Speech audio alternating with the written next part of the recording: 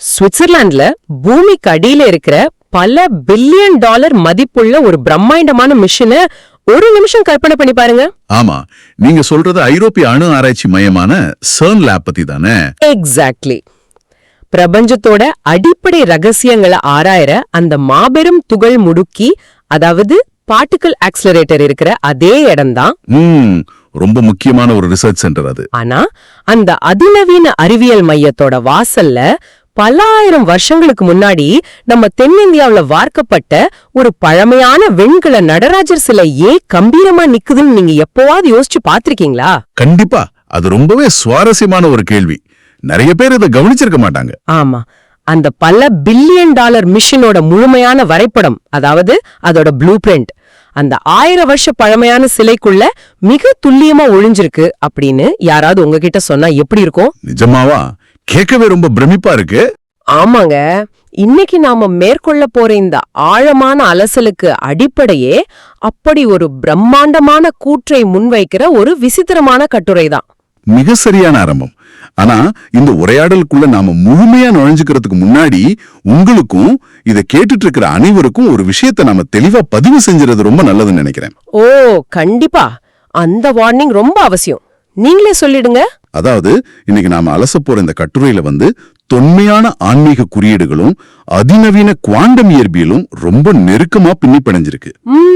சயின்ஸும் ஆன்மீகமும் கலந்திருக்கு இல்லையா? கரெக்ட்.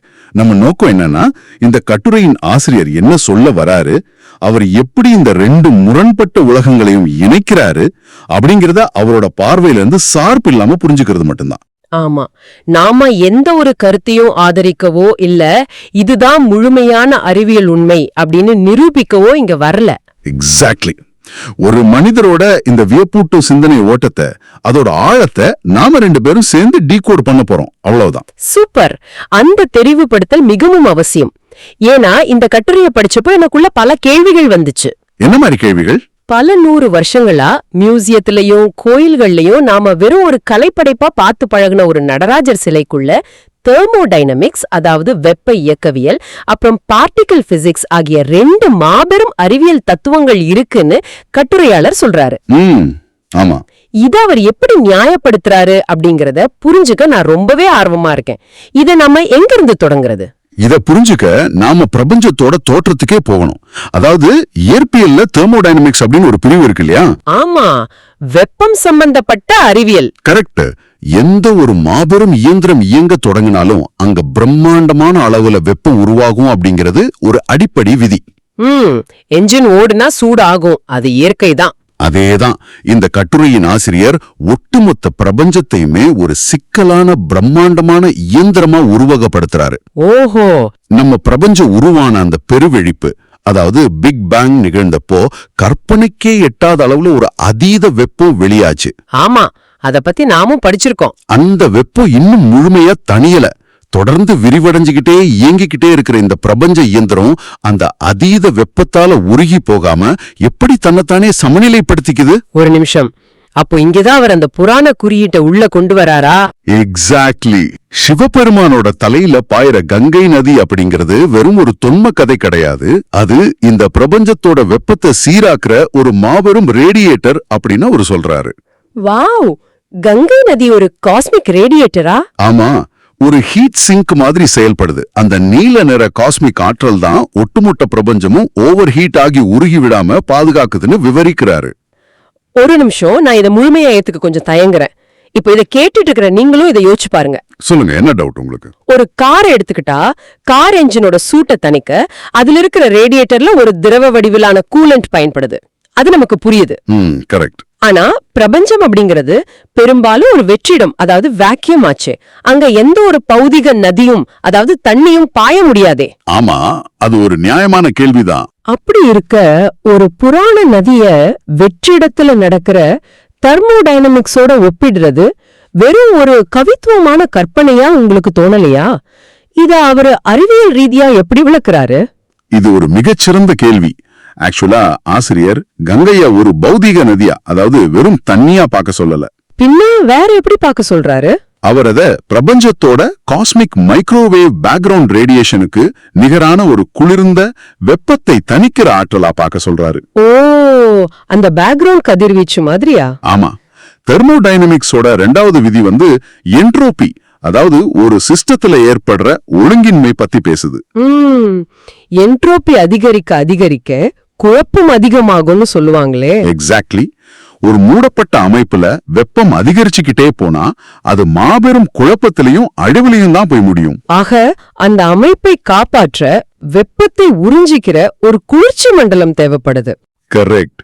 கங்கை என்னும் அந்த நீல நிற காஸ்மிக் ஆற்றல் ஒட்டுமொத்த பிரபஞ்சமும் அழிஞ்சிடாம தடுக்கிற ஒரு தெர்மல் ஈக்குவலிபிரியத்தை, அதாவது ஒரு சமநிலையை உருவாக்குது அப்படிங்கறது தான் அவரோட வாதம்.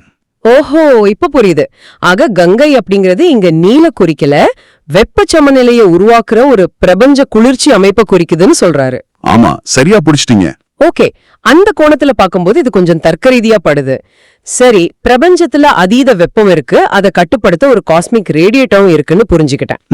ஆனா அந்த ரேடியேட்டர் எதை குளிர்விக்குது? நாம பேசிக்கிட்டு இருக்கிற அந்த அசல் எந்திரம் எது? அந்த என்ஜின் எப்படி இயங்குது?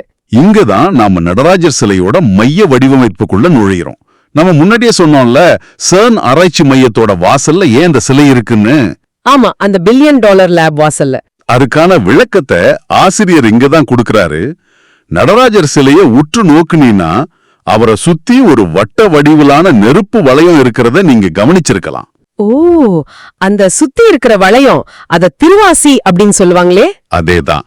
அந்த திருவாசிய ஒரு மாபெரும் என்ஜினோட சுழற பகுதியா, அதாவது ஒரு டைனாமிக் மோட்டாரோட ரோட்டாரா கட்டுரையாளர் விவரிக்கிறாரு. அப்படி என்றால் இந்த சிலை வெறும் கலைப்படைப்பு மட்டும் இல்ல, பிரபஞ்சத்தோட தொடர் இயக்கத்தை காட்டுற ஒரு இயந்திரத்தோட ப்ளூ பிரிண்ட் அப்படின்னு அவர் வாதிடுறாரா? ஆமா, முழுமையான ஒரு மெக்கானிக்கல் டிசைன் அதுன்னு சொல்றாரு. ஆனா நாசா விஞ்ஞானிகள் சிதம்பரத்துல இதை ஆராய்ஞ்சாங்க என்றெல்லாம் கட்டுரை சொல்லுதே. அவங்க ஒரு வெண்கல சிலையில இருக்கிற எந்த ஜியோமெட்ரிய வச்சு பிரபஞ்ச என்ஜினை புரிஞ்சிக்க முடியும்? நாசா உண்மையிலேயே இது அதிகாரப்பூர்வமா ஆராய்ஞ்சதா அப்படிங்கிறது விவாதத்துக்குரிய ஒரு விஷயம்தான். அதுல கொஞ்சம் சந்தேகம் இருக்கு. ஆனா ஆசிரியர் என்ன சொல்றாருன்னா, இந்த சிலையோட கோணங்களும் அதோட சிம்மெட்ரியும், அதாவது சமச்சீர் தன்மையும் பிரபஞ்ச இயக்கத்தோட மேத்தமேட்டிக்கல் மாடல்ஸோட ஒத்து போகுது அப்படின்னு சொல்றாரு. ஓ, கணித ரீதியா ஒத்து போகுதா? ஆமா, இத நீங்க பார்ட்டிகல் பிசிக்ஸோட இணைச்சு பாருங்க. சர்ன் மாதிரி இடங்கள்ல துகள் முடுக்கு என்ன பண்ணுது? அது அணுக்களை ஒளியின் வேகத்துல மோத செய்து எப்படி புதிய துகள்கள் உருவாகுதுன்னு ரிசர்ச் பண்ணுது. எக்ஸாக்ட்லி. குவாண்டம் நிலையில வெற்றிடத்திலிருந்து கூட துகள்கள் தொடர்ந்து உருவாகிறதும் மறையறதுமா ஒரு முடிவற்ற நடனம் நடந்துகிட்டே இருக்கு. இதத்தான் creation and annihilation of particles அப்படின்னு சயின்ஸ்ல சொல்லுவாங்களே. மிகச்சரி.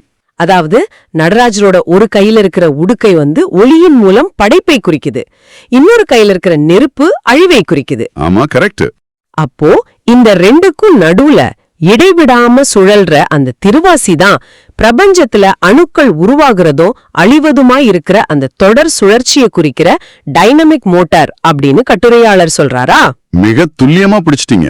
ஒரு மோல்டுல இருந்து, அதாவது ஒரு அச்சுல இருந்து பொருட்கள் தொடர்ந்து உருவாகிற மாதிரி இந்த டைனமிக் மோட்டார் அதிவேகமா சுழலும் போதுதான் அண்ட வெளியில இருக்கிற அணுத்துகள்கள் தொடர்ந்து உருவாகிக்கிட்டே இருக்கு. வாவ், கேட்கவே ரொம்ப பிரமிப்பா இருக்கே. ஆமா, இதையேதான் நவீன அறிவியல் பல $1 பில்லியன் செலவழிச்சு நிலத்தடிக்குள்ள ஆராய்ஞ்சுகிட்டு இருக்கு. ஆனா அதே தத்துவத்தை, அதே முடிவற்ற பிரபஞ்ச இயக்கத்தை ஒரு வெண்கல சிலைக்குள்ள குறியீடுகளா நம்ம முன்னோர்கள் செதுக்கி வச்சிருக்காங்க அப்படிங்கிறது தான் ஆசிரியரோட வியப்பு. நிஜமாவே இது ஒரு வியப்பான விஷயம்தான். ஆனா இங்க எனக்கு இன்னொரு முக்கியமான கேள்வி வருது. சொல்லுங்க. நாம இப்போ ஒரு பிரம்மாண்டமான மோட்டாரை பத்தி பேசிக்கிட்டு இருக்கோம். அது ஒளியின் வேகத்துல அணுக்களை உருவாக்குது, அழிக்குது.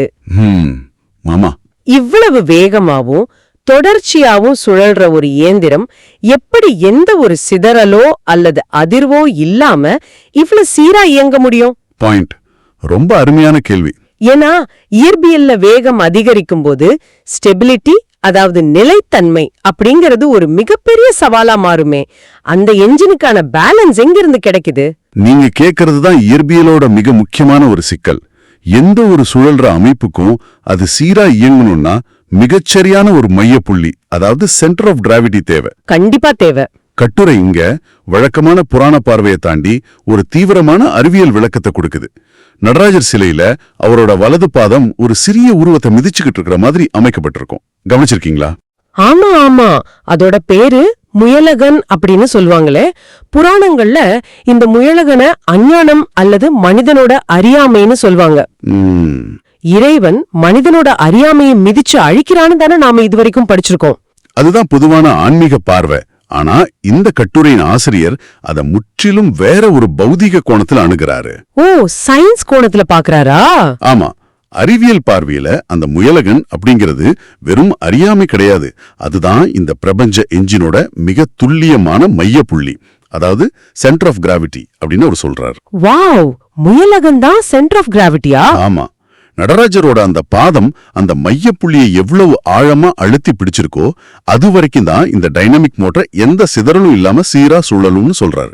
ஓகே, இத இன்னும் கொஞ்சம் யதார்த்தமா நம்மோட தொடர்புடைய ஒரு உதாரணமா பார்க்க முடியுமான்னு நான் யோசிக்கிறேன். நீங்களும் இத கேட்டுட்டு இருக்கும்போது யோசிச்சு பாருங்க. ஒரு நல்ல உதாரணம் சொல்லுங்க பாப்போம். நம்ம வீடுகள்ல இருக்கிற வாஷிங் மிஷின்ல துணிகளை போடும்போது ஸ்பின் ஆகும்போது எல்லா துணிகளும் ஒரு பக்கமா சேர்ந்துட்டா என்ன ஆகும்? மிஷின் பயங்கரமா அதிர ஆரம்பிச்சிடும். ஆமா, அந்த மிஷின் தம் மையத்தை இழந்து பயங்கர சத்தத்தோட ஆடும், சில சமயம் நகர்ந்து கூட போயிடும் இல்லையா? ஆமா, பேலன்ஸ் அவுட் ஆயிடும். அல்லது ஒரு பம்பரம் சுத்திக்கிட்டு இருக்கும்போது அதோட அடியில இருக்கிற ஆணி லேசா தான் அச்சிலிருந்து விலகினா கூட அந்த பம்பரம் நிலை தடுமாறி செதறி விழுந்துரும். எக்ஸாக்ட்லி. அப்படி என்றால் பம்பரத்தோட ஆணியை போல இந்த ஒட்டுமொத்த பிரபஞ்ச இயந்திரமும் அந்த ஒரு ஒற்றை பாதத்தோட அழுத்தத்துல அந்த சென்டர் ஆஃப் கிராவிட்டில தான் பேலன்ஸ் ஆகி நிக்குது அப்படின்னு ஆசிரியர் சொல்றாரா? நீங்க சொன்ன வாஷிங் மிஷின் அப்புறம் பம்பர தத்துவம் மிகச் சரியான ஒப்பீடு. இயற்பியல்ல இத சென்ட்ரிஃபியூகல் ஃபோர்ஸ், அதாவது மையவிலக்கு விசை மற்றும் ஆங்குலர் மொமெண்டம் அப்படின்னு விளக்குவாங்க. ஓ, அந்த மைய விலக்கு விசை. ஆமா, மையத்துல ஒரு வலுவான அழுத்தம் அல்லது பிடிமானம் இருக்கிற வரைக்கும் தான் அதிவேக வட்டப்பாதையில சுழல்ற பொருட்கள் ஒரு கட்டுப்பாட்டுக்குள்ள இருக்கும். அப்போ அந்த அழுத்தம் குறைஞ்சா, அந்த பாதத்தோட அழுத்தம் சற்று குறைஞ்சாலோ அல்லது அந்த பாதம் அந்த மையப்புள்ளிலிருந்து தூக்கப்பட்டாலோ கட்டுக்கடங்காத மையவிலக்கு விசை உருவாகிடும். மை காட், அப்ப என்ன நடக்கும்? அதோட விளைவா ஒட்டுமொத்த அண்டமும் நட்சத்திரங்களும் கோள்களும் கேலக்சிகளும் தாறுமாறா சிதறிடுற அபாயம் இருக்கு. இதத்தான் அந்த ஒற்றை பாதத்தோட அழுத்தம் மிக நுட்பமா நமக்கு உணர்த்துது அப்படிங்கறது கட்டுரையின் வாதம். அதாவது ஒட்டுமொத்த பிரபஞ்சத்தோட நிலைத்தன்மையும் ஒரு ஊசியோட முனையில நிக்கிற மாதிரி இருக்குன்னு சொல்றீங்க? ஆமா, நூலிழையில இருக்கிற பேலன்ஸ் அது. சரி, இதுவரைக்கும் நாம பார்த்தத சுருக்கமா பார்த்தா பிரபஞ்சத்தோட என்ஜின் மிகச் சரியா வடிவமைக்கப்பட்டிருக்கு. அது மையப்புள்ளில மிக துல்லியமா பேலன்ஸ் ஆகி இயங்கிக்கிட்டு இருக்கு. அதுல உருவாகிற அதீத வெப்பத்தை தணிக்க ஒரு காஸ்மிக் ரேடியேட்டரும், அதாவது ஒரு கூலிங் சிஸ்டமும் இருக்கு. எல்லாம் மிகச்சரியா ஆட்டோமேட்டடா இயங்கிக்கிட்டு இருக்கு. ஆமா, ஒரு பெர்ஃபெக்ட் சிஸ்டம். அப்புறம் இதுல என்ன பிரச்சனை? இந்த கட்டுரையின் கடைசி பகுதி மனித குலத்துக்கு ஒரு மாபெரும் எச்சரிக்கை விடுகிறதா முடியுதே. ஏன்? இயற்கையா இயங்குற இந்த இயந்திரத்துல நாம எங்க குறுக்கிடுறோம்?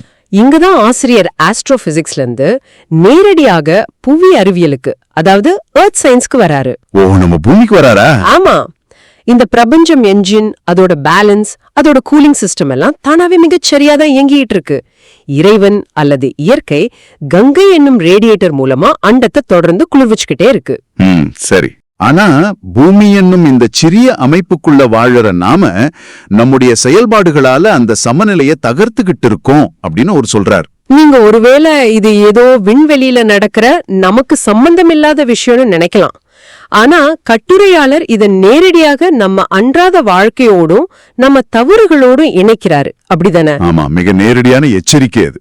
நாம காடுகளை அழிக்கிறதும் நதிகளை மாசுபடுத்துறதும் பிளாஸ்டிக்கை எரிச்சு கரியமில வாயுவை வளிமண்டலத்துல நிரப்புறதும் வெறுமன பூமியை மட்டும் பாதிக்கல. கண்டிப்பா இல்ல. ஒட்டுமொத்த குளோபல் வார்மிங், அதாவது உலக வெப்பமயமாதல நாளுக்கு நாள் அதிகரிப்பதன் மூலமா அந்த பிரபஞ்ச ரேடியேட்டரை நாமே நம்ம கைகளால செயலிழக்க செய்துகிட்டு இருக்கோம் அப்படின்னு சொல்றாரு. இது ஒரு மிக கடுமையான குற்றச்சாட்டு இல்லையா? ஆமா, அது ஒரு கடுமையான எச்சரிக்கை தான். இயற்கையோட சமநிலையை நாம குலைக்கும் போது நாம உருவாக்குறது வெறும் உள்ளூர் சுற்றுச்சூழல் பிரச்சனை கிடையாது. என்ன, அது எவ்வளவு பெரிய பிரச்சனை? கட்டுரையின் ஆசிரியர் என்ன வாதிடுறாருன்னா, நாம பூமியோட வெப்பத்தை அதிகரிப்பதன் மூலமா அந்த சுழற என்ஜினோட கூலிங் சிஸ்டத்தை நேரடியாக தாக்குறோம். ஓஹோ. ஒரு வாகனத்துல என்ஜினை குளிர்விக்கிற ரேடியேட்டர்ல ஓட்ட விழுந்தா அல்லது அது உடைஞ்சா என்ன ஆகுமோ அதேதான் இங்கேயும் நடக்கும். இது உண்மையிலே ரொம்ப அச்சமூட்டுது. நாம செய்யற சிறு சிறு தவறுகள் கூட ஒரு மாபெரும் பிரபஞ்ச அமைப்போட இயக்கத்தோடு நேரடியாக தொடர்புடையது அப்படின்னு நினைக்கும்போது ஒரு விதமான பதற்றம் தொத்திக்குது. ஆமா, பயமாதான் இருக்கு. சரி, அந்த ரேடியேட்டர் முற்றிலுமா செயலிழந்தால், அதாவது புவி வெப்பமடைதல் அதோட உச்சக்கட்டத்தை அடைஞ்சா இறுதி விளைவா என்ன நடக்கும்னு கட்டுரையாளர் கணிக்கிறாரு. அவர் முன்வைக்கிற இறுதிப் படம் மிக தெளிவானது, அதே சமயம் ரொம்ப அபாயகரமானது. என்ன அது? அந்த இயற்கையான ரேடியேட்டட் செயல் இழந்தால் பிரபஞ்ச என்ஜின் ஓவர் ஹீட் ஆகி வெடிக்கும். அந்த அதீத வெப்பத்தால நாசா வியந்து பார்க்கிற அந்த பிரபஞ்ச டைனமிக் மோட்டார், அதாவது அந்த தொடர் சுழற்சி முற்றிலுமா நின்னுடும். மோட்டார் நின்னுட்டா? அந்த மோட்டார் நின்னா அணுக்களோட உருவாக்கம் மற்றும் அழிவு சுழற்சி நின்னு போயிடும். பேலன்ஸ் செய்யற அந்த மைய புள்ளி தன் பிடியே இழக்கும். மைய விலக்கு விசை கட்டுப்பாட்டை மீறும். My God! அதன் பிறகு ஒட்டுமொத்த அண்டமும் மீண்டும் பழையபடி பெருவெடிப்புக்கு, அதாவது பிக் பேங்குக்கு முன்பிருந்ததை போல ஒரு மாபெரும் அக்கினி குழம்பா உயிரற்ற ஒரு வெற்றிடமா மாறிடும்னு சொல்றாரு. வாவ்! இது அறிவியலும் ஆன்மீகமும் இணைந்து மனித குலத்துக்கு விடுகிற மிக கடுமையான இறுதியான எச்சரிக்கை அப்படின்னு அவர் தனது கட்டுரையை முடிக்கிறாரு. What a journey! இன்னைக்கு நாம எங்க இருந்து ஆரம்பிச்சோம், எங்க வந்து நிக்கிறோம்னு நினைச்சு பார்த்தாலே மூச்சு முட்டுது. ஆமா, ரொம்ப ஆழமான ஒரு பயணம் இது. நாம இந்த ஆழமான தேடலை தொகுத்து பார்த்தோமானால் வெறும் கலைப்படைப்பா நாம நினைச்ச ஒரு நடராஜர் சிலைக்குள்ள கட்டுரையாளர் எத்தனை பிரம்மாண்டமான பிரபஞ்ச உண்மைகளை காண்றாரு அப்படிங்கிறது புரியும். ஆமா, தெர்மோடைனமிக்ஸ்ல இருந்து ஆரம்பிச்சு. கரெக்ட். பெருவெடிப்போட அதீத வெப்பத்தை சமாளிக்கிற வெப்ப இயக்கவியல் தத்துவத்துல தொடங்கி அந்த அமைப்பை குளிர்விக்கிற கங்கை என்னும் ரேடியேட்டரை பத்தி பேசணும். அதன் பிறகு அணுக்களை உருவாக்கி அழிக்கிற சர் ஆராய்ச்சியோட ஒப்பிடக்கூடிய அந்த டைனமிக் மோட்டார் பத்தி பார்த்தோம். அப்புறம் அந்த பேலன்சிங் பாயிண்ட். ஆமா, அந்த பிரம்மாண்ட என்ஜின் சிதறாம தடுக்க முயலகன் எனும் மையப்புள்ளில, அதாவது சென்டர் ஆஃப் கிராவிட்டில ஏற்படுற அழுத்தம் எப்படி மைய விலக்கு விசைய கட்டுப்படுத்துது அப்படிங்கறதையும் புரிஞ்சுக்கிட்டோம். மிகச்சரி. ஈடியா இது அதைத்தையும் மனிதர்களாகிய நாம எப்படி நம்மோட சுயநலத்தால குளோபல் வார்மிங் மூலமா அழிச்சுக்கிட்டு இருக்கோம், எப்படி அந்த ரேடியேட்டர் நாமே உடைக்கிறோம் அப்படிங்கிற ஆசிரியரோட சுற்றுச்சூழல் எச்சரிக்கையும் பார்த்தோம். ரொம்ப அழகா தொகுத்தீங்க.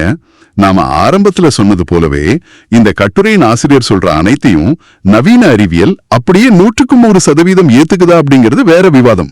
ஆமா, அதுல மாற்று கருத்து இருக்கலாம். ஆனா அவர் இந்த ரெண்டு வெவ்வேறு தளங்களையும், அதாவது ஆயிரக்கணக்கான வருஷங்களுக்கு முந்தைய ஒரு கலையையும் இன்றைய நவீன குவாண்டம் இயற்பியலையும் இணைச்சு பார்க்கிற அந்த பார்வை, அந்த சிந்தனை ஓட்டம் உண்மையிலே நம்மள ஆழமா சிந்திக்க வைக்குது. கண்டிப்பா. பண்டைய மனிதர்களோட கலைப்படைப்புகளுக்குள்ள பிரபஞ்சத்தோட இயக்கத்தை பற்றிய இவ்வளவு நுட்பமான சிந்தனைகள் பொதிஞ்சிருக்கலாம் அப்படிங்கிற சாத்தியக்கூறே ஒரு மிகப்பெரிய திறப்பு தான். முற்றிலும் உண்மை. இது என் கண்களை திறக்கிற மாதிரி இருக்கு. ஒரு மியூசியத்திலயோ அல்லது ஒரு பழமையான இடத்துலயோ நம்ம சாதாரணமா பாக்குற ஒரு சில சற்று நின்னு நிதானிச்சு ஒரு அறிவியல் கோணத்துல பார்த்தா ஒட்டுமொத்த பிரபஞ்சத்தோட செயல்பாட்டையும் விளக்குற ஒரு வரைபடமா தோற்றமளிக்கிறது எவ்வளவு பெரிய ஆச்சரியம். ஆமா, அதுதான் இந்த தேடலோட வெற்றியே.